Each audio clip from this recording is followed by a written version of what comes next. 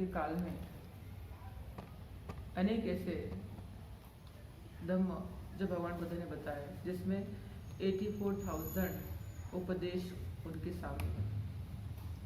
अब इसे 84,000 जो प्रवचन है, इसमें टोटली 82,000 जो प्रवचन खुद भगवान बुद्ध ने दिए, और जो 2,000 है उसमें से वो उनके जो शिष्य है, वो शिष्य के प्रवचन है, जिसमें सारे अनंत भिक्खु या भिक्खुनी के प्रवचन जिसमें शामिल है। तो ऐसे 84,000 भगवान बुद्ध के उपदेश हुए, जिन्होंने 45 साल तक धम्म का उपदेश दिया, यानी उनके एज के 80 ईयर्स तक, जब तक उनका महापरिनिर्वाण नहीं होता तब तक उन्होंने ये धम्म का उपदेश सभी मनुष्य के सुख के लिए, हित के लिए, दुख मुक्ति के लिए दिया है। तो भगवान बुद्ध का जो उपदेश देने का एक एम था कि जो भी उनके पास आए वह सुख से विहार करे। जिन जिन लोगों की जिस जिस प्रकार की समस्याएं थी, जो समस्या वो उनके पास लेके आते थे, उसी समस्या का हल भगवान बुद्ध उन्हें बताते थे। और सामने वाला उपासक हो या उपासिका हो या भिक्षु या भिक्षुणी हो, वह बुद्ध का उपदेश ग्रहण करके, फॉलो करके वह दुख मुक्त हो जाते थे। गृहस्थ सुखी लाइफ के लिए अनेक प्रकार के भगवान बुद्ध ने प्रवचन बताए। इसमें कुछ लोग संसार जीवन जीना चाहते थे, तो संसार किस तरह सुखी बनाया जाए, इस प्रकार भगवान बुद्ध ने प्रवचन दिए। लोगों की मेंटालिटी के हिसाब से जैसे उन्हें चाहते हैं उस प्रकार उपदेश किए जाते थे। जैसे कोई व्यापार करना चाहता था, तो भगवान के पास कोई व्यापारी आया कि भगवान हमारा व्यापार बहुत अच्छी तरह चलना चाहिए,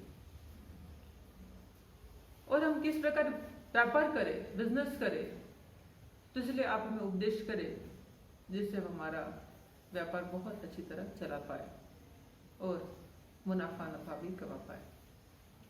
तो भगवान उन लोगों के लिए उस प्रकार का उपदेश करते थे।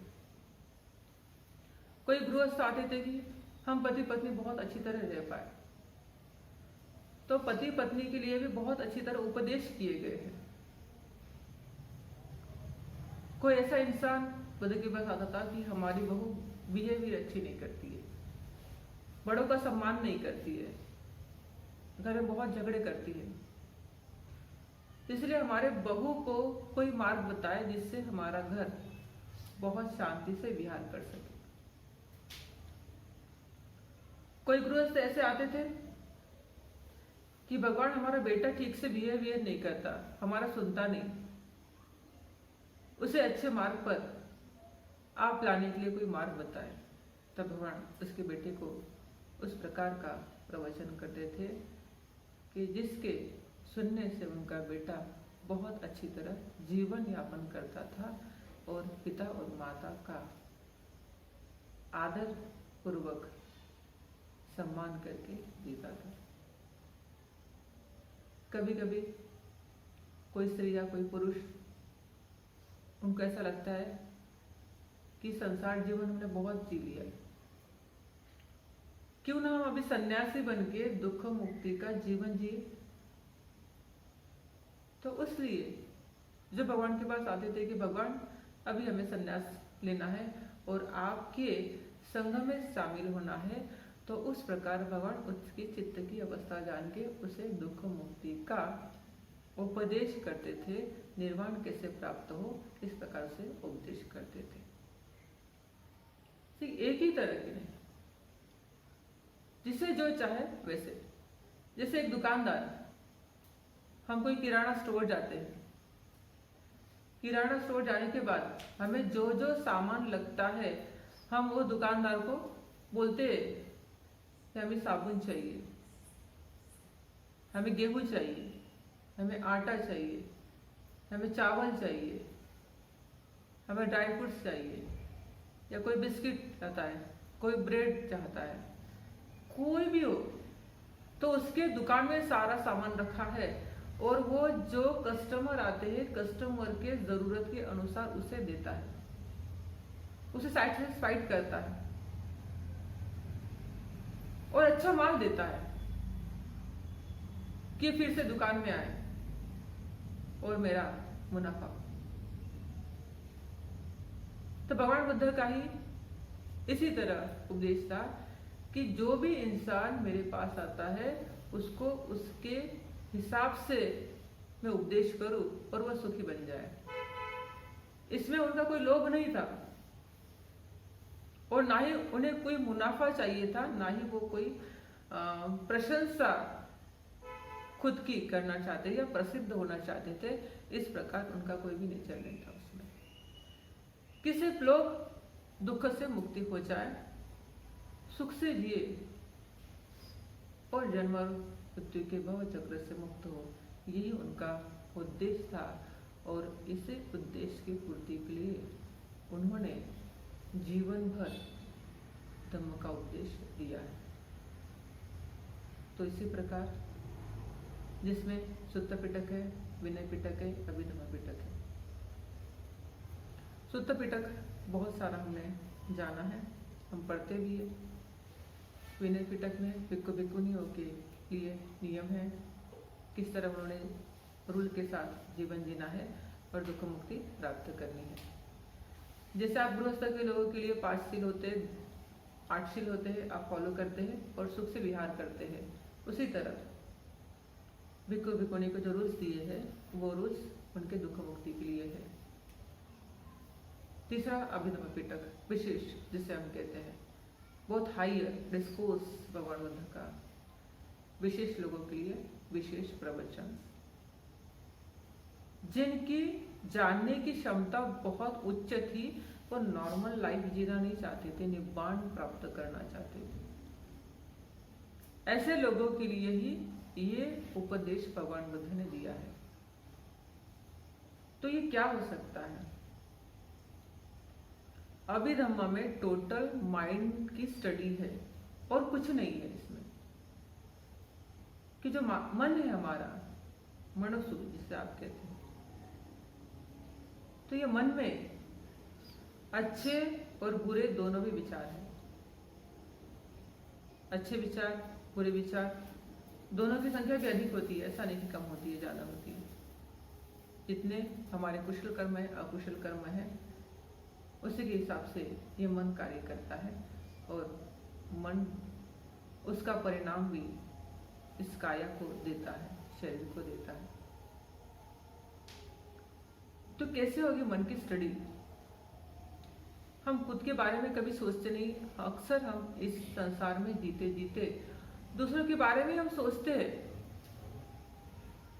हमारे खुद के मन के बारे में, कि हमारे मन में कोई अच्छे विचार आ रहे हैं तो उस विचारों का परिणाम हमारे शरीर पे क्या हो रहा है, मन पे क्या हो रहा है, या हमारे मन में कोई बुरे विचार आ रहे हैं तो उस बुरे विचारों का परिणाम हमारे मन पे क्या हो रहा है, इससे हमें क्या फल मिल सकता है, ये जानने के लिए हमारे पास समय नहीं है और ना ही हम जानना चाहते, क्योंकि हमारे पास वो हायर सोच नहीं है।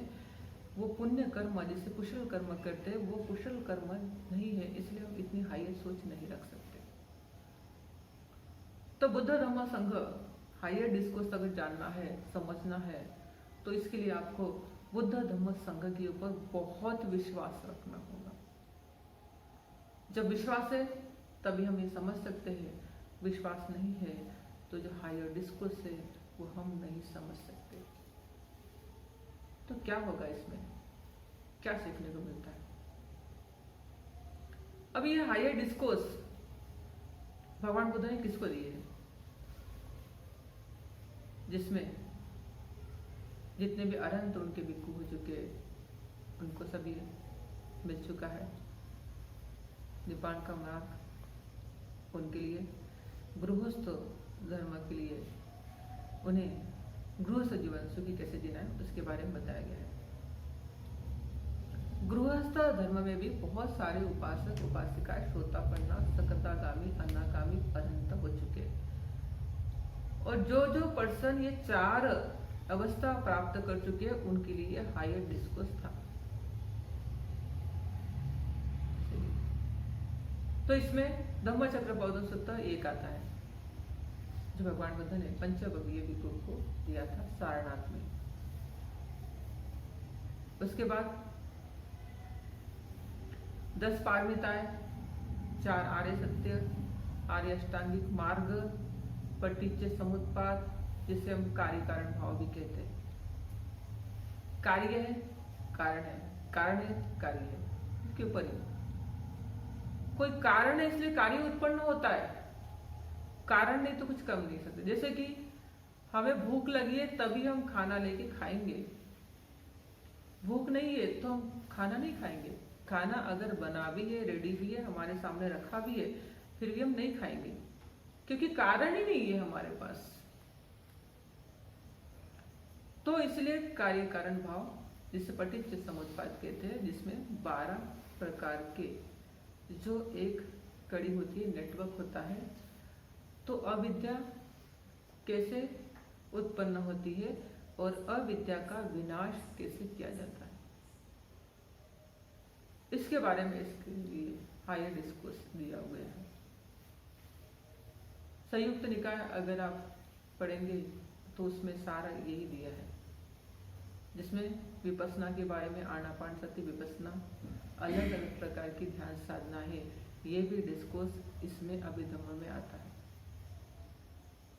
तो इसमें बुरा क्या है? अभिधम्म में कुछ बुरा नहीं है। बहुत से लोग कहते हैं कि अभिधम्म जो है ये हमारे लिए नहीं है।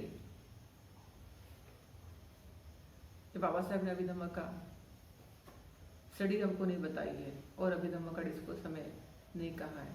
बाबा साहब ने ये नकारा है और ये स्वीकारा है। तो इसमें बुरी चीज क्या है, ये पढ़ने के बाद ही आपको समझ में आएगा ना कि इसमें बुरा क्या है। अब माइंड की स्टडी है, इसमें बुरा क्या है? माइंड के जो बुरे विचार है वो निकालने के लिए विपස්සना के अलावा दूसरा कोई मार्ग नहीं है। तो इसलिए ये धम्म जब आप समझेंगे तब आपको समझ में आएगा कि क्या हम सीख रहे हैं वो अच्छा सीख रहे हैं या बुरा सीख रहे हैं। तो इसलिए अभिधम्म इसे सत्तिपट्ठान का जो उपदेश के किसी में आता है, तो ये सारे इसमें आते हैं। और बहुत अलग और सूत्र है जिसका डिस्कोर्स इसमें आता है।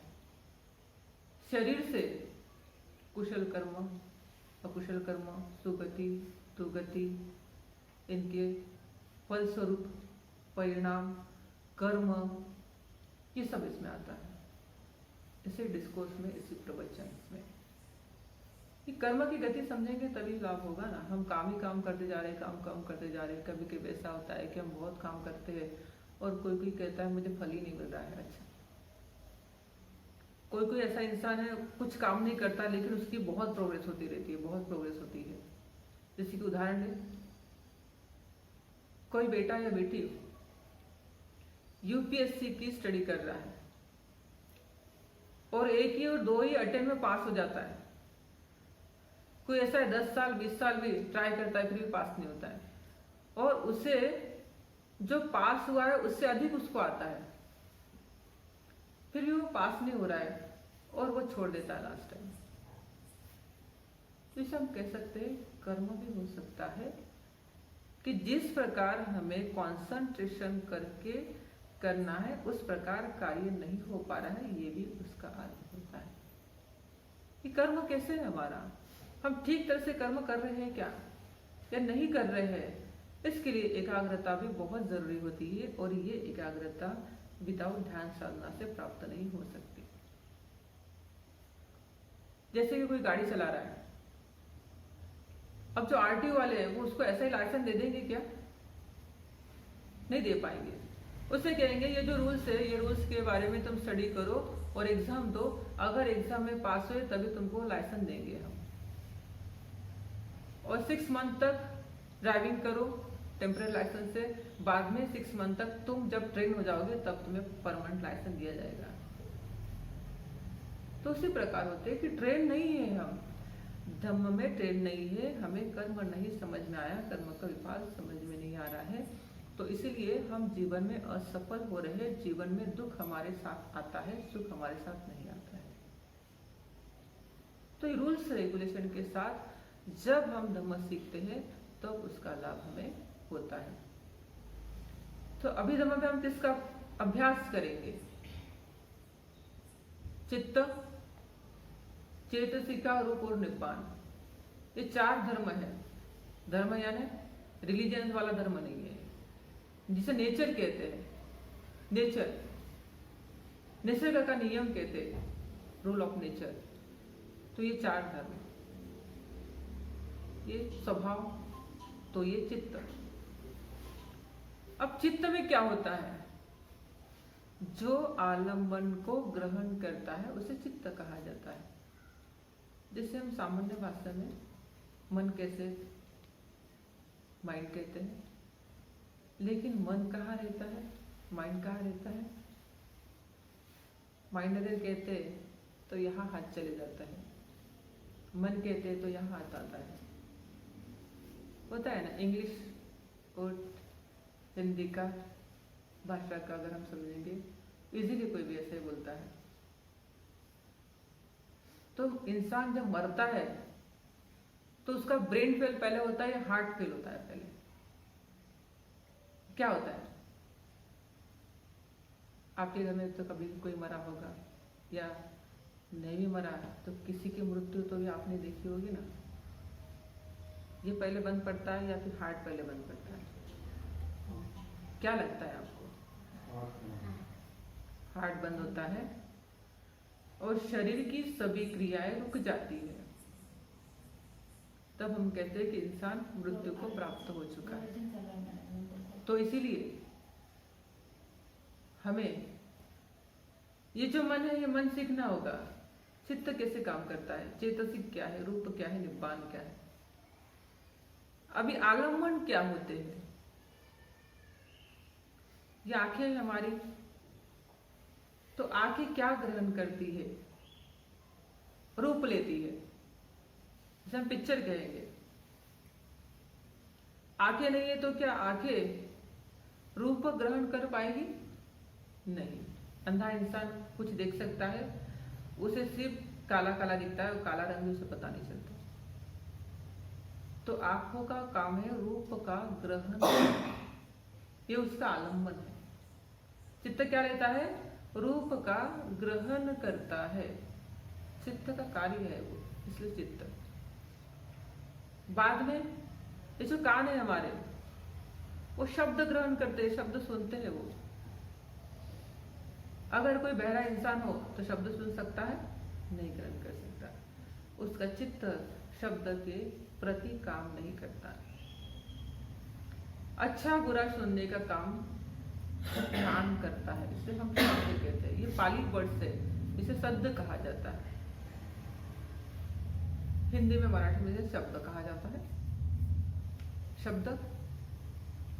अब रूप जब बोलेंगे आप, तो रूप यानी कोई ऐसा सौंदर्य, ऐसा रूप, लेकिन रूप वैसा नहीं। जो हम देखते हैं उसे रूप कहा जाता है, देखने की प्रक्रिया रूप। उसके बाद जीवा जो है वो क्या ग्रहण करती है? उसका आलम्बन क्या है?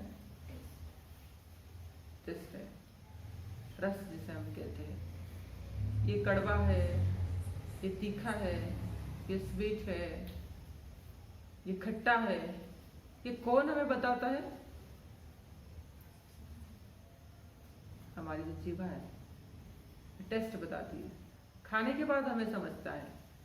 कोई सब्जी देख के हमें समझ में आता है? नहीं। जब एक्सपीरियंस होता है चित्त में, जब टेस्ट का एक्सपीरियंस होता है, तब चित्त कहता है कि ये ऐसा है, तो उसे रस कहा जाता है। ये रस पाली वर्ड से, ये भी आप ध्यान में रखिए, क्योंकि हम बौद्ध हैं और बुद्धिस्ट लोगों को हमारी पाली भाषा ध्यान में रखेंगे तो और लाभ होता है। तो गंध, इसका क्या काम है? नाक का काम गंध लेना, और वो भी अच्छा बुरा गंध लेने का काम करता है।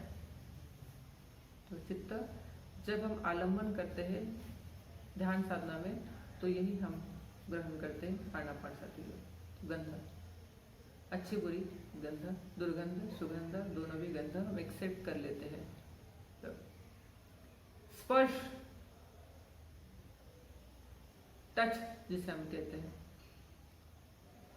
अब ये हाथ से हाथ लगाने में भी होता है, ये हाथ से हाथ नहीं लगा तो भी हो सकता है।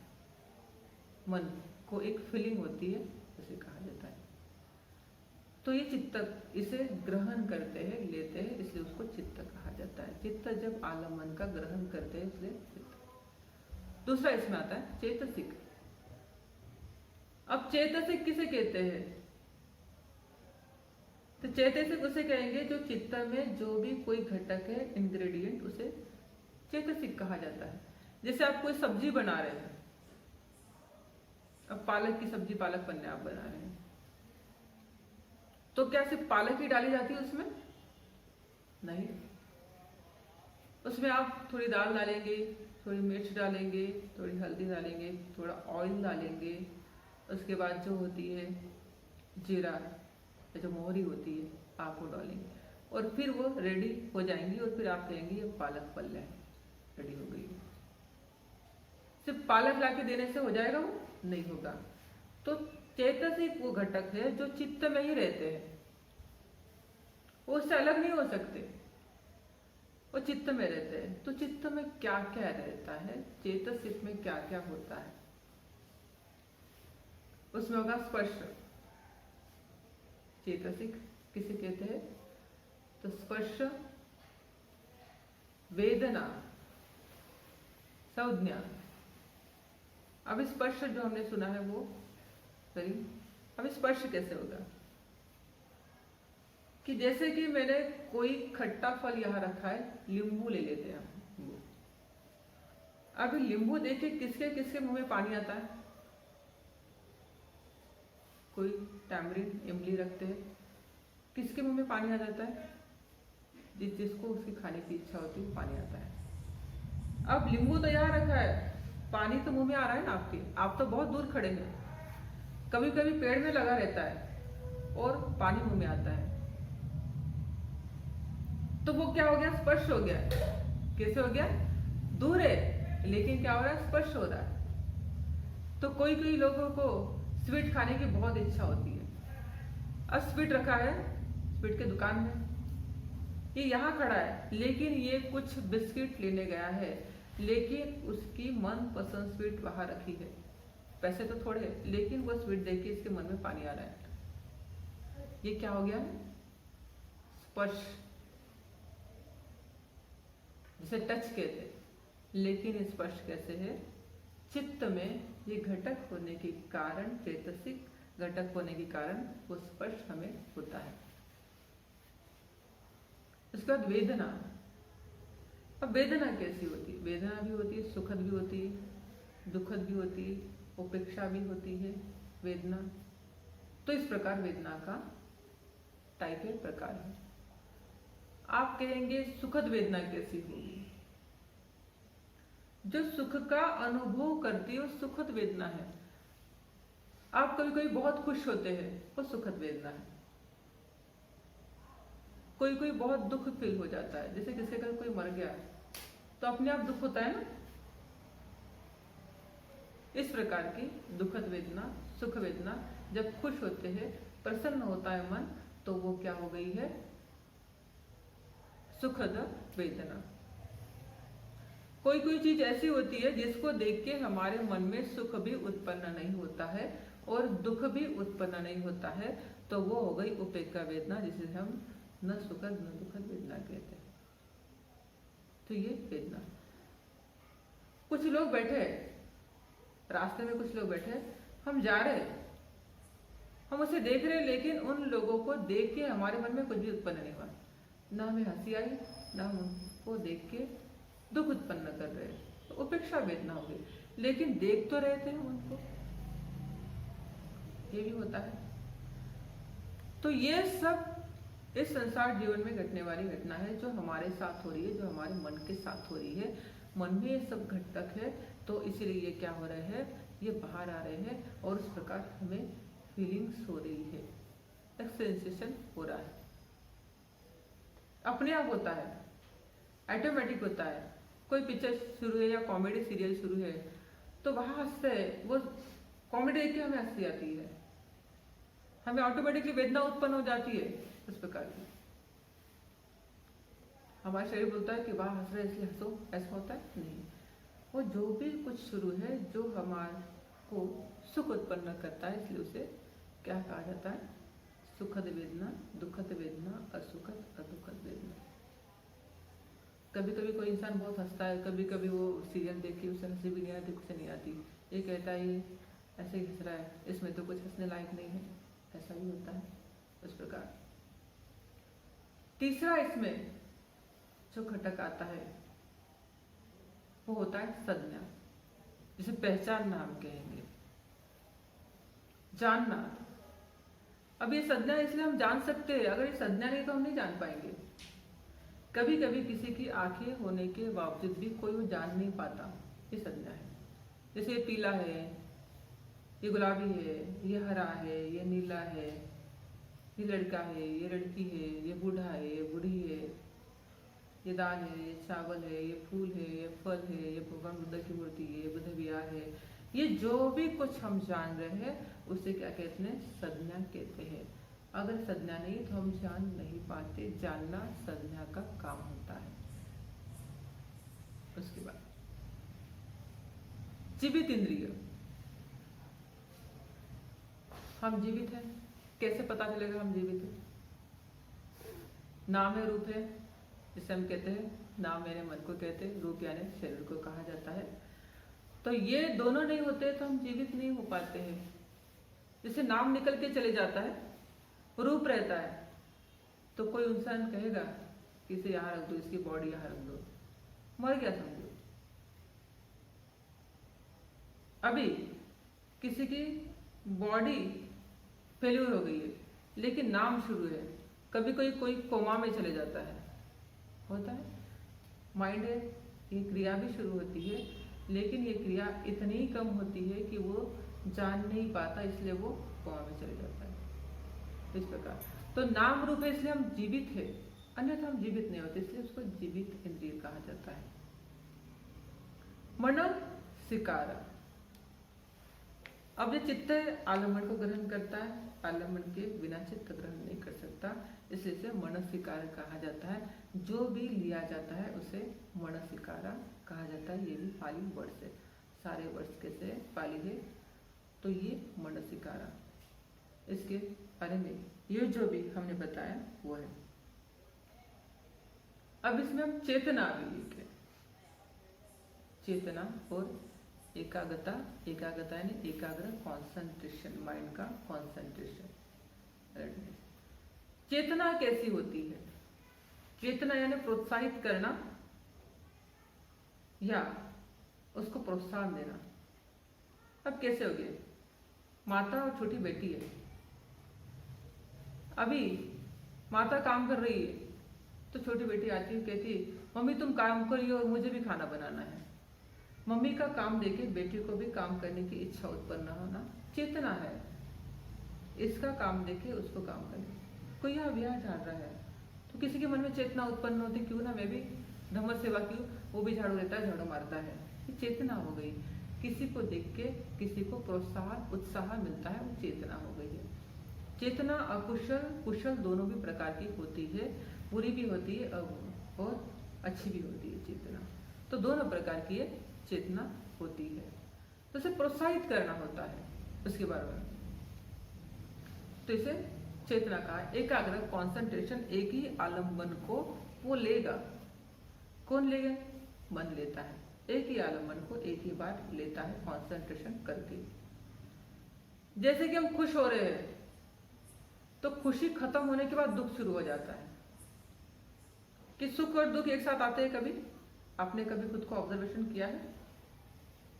नहीं किया है।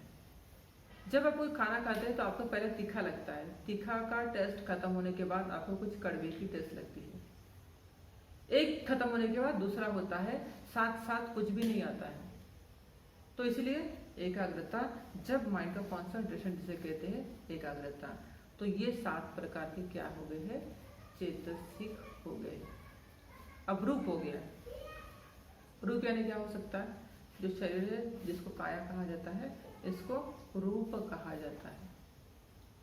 बहुत लोग कहते हैं ये रूपवान है, ये वर्ड अलग है। रूप यानी पाली भाषा में शरीर को रूप कहा जाता है उसे। तो रूप में क्या आता है, 28 प्रकार के जो धम्म एक साथ आते हैं स्वभाव, तब रूप तैयार हो जाता है इस प्रकार। तो भी सीख पाएंगे अगर समय मिला तो उसी प्रकार।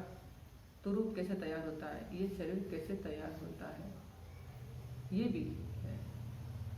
और लास्ट वाला है निब्बाण। निब्बाण यानी निर्वाण, तृष्णा से मुक्ति। सभी प्रकार के तृष्णा से मुक्ति यानी निब्बाण हो गया है। कुछ भी तृष्णा नहीं बाकी है, कोई भी इच्छा नहीं, अपेक्षा नहीं, कुछ नहीं बाकी है। अच्छी नहीं, बुरी नहीं, कुछ नहीं। जो इंसान इससे मुक्त होता है उसे निब्बाण कहा जाता है।